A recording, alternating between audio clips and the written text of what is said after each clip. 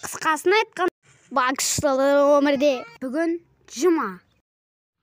Мен ол күні телефон қарап отырдым. Бір кезде ауылдан інім келді. Ол жоқ болып кетті.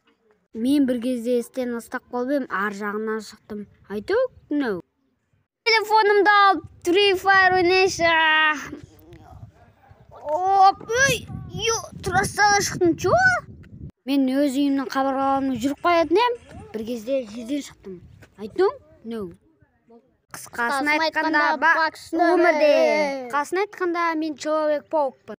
Келесі қабырға паук. Сосын мен арғы неге ұшып бараттым. Қабырғаға жабыстым да, келесі қабырға мүндезе жесін. Бірақ қолым жабыспады, дұрыстап жабыспады. Бірақ мен сонда да тырыстым. Одан соң тағы да